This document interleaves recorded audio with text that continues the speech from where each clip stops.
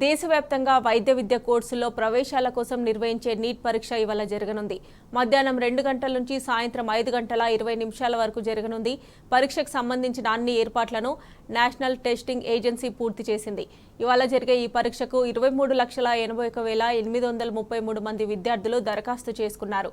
పరీక్షకు హాజరయ్యే విద్యార్థులను ఉదయం 11 గంటల నుంచి పరీక్షా కేంద్రాల్లోకి అనుమతిస్తారు. మధ్యాహ్నం 1:30 తర్వాత 1 నిమిషం ఆలస్యమైన పరీక్షా కేంద్రాల్లోకి అనుమతించారు. అభ్యర్థులు తమతో పాటు హాల్ టికెట్, 2 ఫోటోలు తీసుకెళ్లాలి. వికలాంగ అభ్యర్థులైతే హ్యాండిక్యాప్డ్ సర్టిఫికెట్ తప్పకుండా తీసుకెళ్లాలి.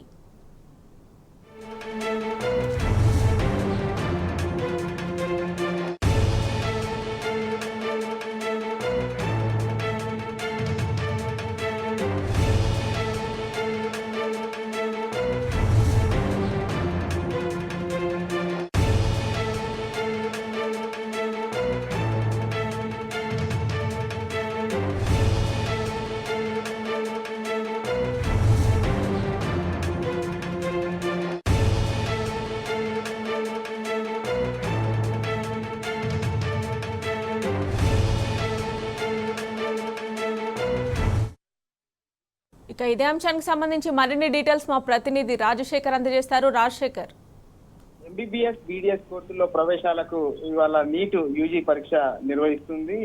ఈ పరీక్షకు సంబంధించి ఏర్పాట్లన్నీ కూడా పూర్తి అయినాయి. నీట్ పరీక్షల్లో కాపింగ్ తప్పిదాలకు పాల్పడే వారిని అడ్డుకునేందుకు తొలిసారిగా నేషనల్ టెస్టింగ్ ఏజెన్సీ ఎన్టీఏ కొత్తగా టెక్నాలజీని ఈసారి అందుబాటులోకి తీసుకొచ్చింది.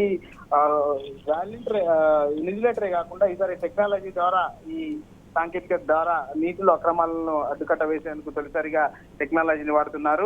ఇవాళ మన రాష్ట్రంలో దాదాపు 80,000 మంది విద్యార్థులు ఈ పరీక్షకు హాజరవుతున్నారు. నీట్ పరీక్షలో కాపింగ్ తప్పిదాలకు పాల్పడే వారిని ప్రత్యేకంగా వాళ్ళ మీద కాన్సన్ట్రేషన్ చేయడం జరిగింది. తొలిసారిగా artificial intelligence based real time analytical tool అనే ఒక టూల్ ను ఉపయోగిస్తున్నారు.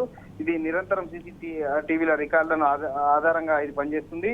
ఎక్కడన్నా మాస్ కాపింగ్ పాల్పడినట్టు తెలిస్తే వెంటనే ఈ ఆర్టిఫిషియల్ ఇంటెలిజెన్స్ ఆ సెంటర్ లోని ఇన్సులేటర్స్ ను అక్కడ ఎవరైతే ఇన్ఛార్జ్ ఉంటారో వాళ్ళని ఇమీడియట్లీ వాళ్ళకు మెసేజ్ ఇస్తుంది. సో విద్యార్థుల కదలికలపై ఎప్పటికప్పుడు దృష్టి పెడుతూ ఈ పరీక్ష నిర్వహణలో తోడ్పడనుంది. ఈసారి తొలిసారిగా ఈ పద్ధతిని ఉపయోగిస్తున్నారు.